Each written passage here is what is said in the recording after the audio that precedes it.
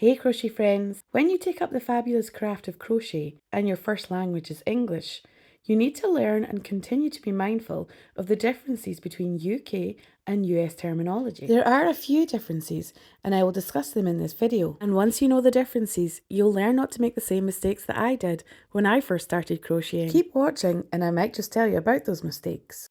Welcome back to my channel, or hello if you're new. I'm Pauline from Makingpolly and I'm so delighted you could join me for this mini tutorial.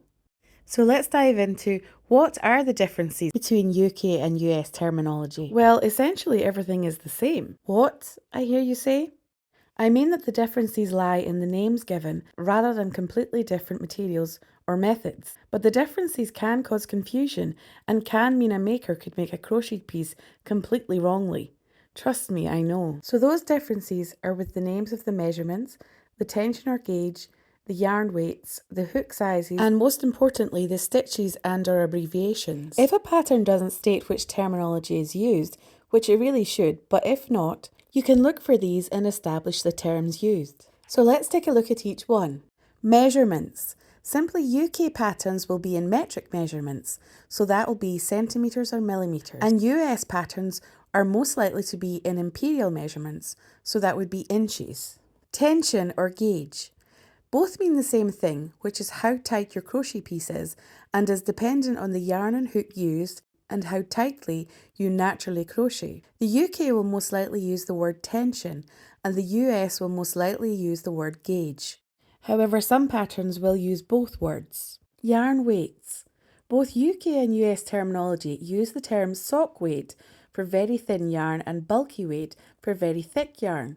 The name of the yarn weights in between, however, are different.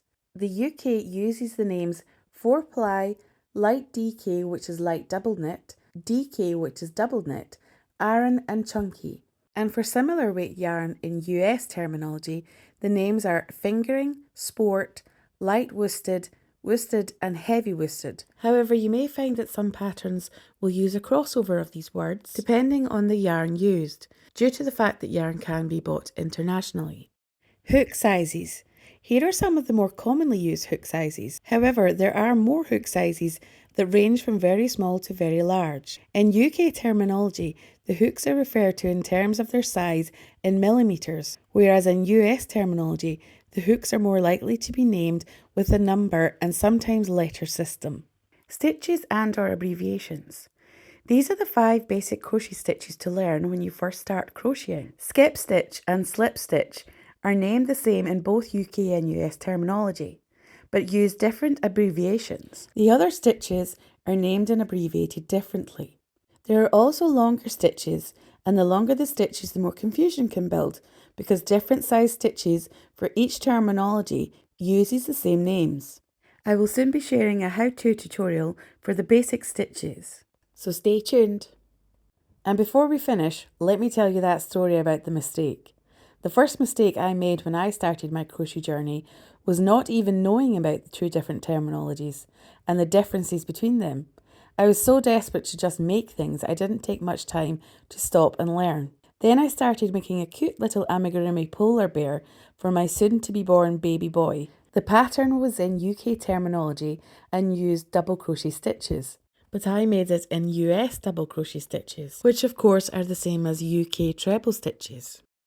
Whoops! Well, it got frog straight away and no evidence to prove my mistake. And here's that little polar bear now. He's definitely never been perfect and he's a bit worse for wear, but he's well and truly loved. Thank you so much for joining me for this super quick crochet tutorial, friend. I really hope it has been of use to you. I would really appreciate it if you liked and shared this video and left me a comment. And please don't forget to subscribe for more fun and informative crochet tutorials. Happy crocheting!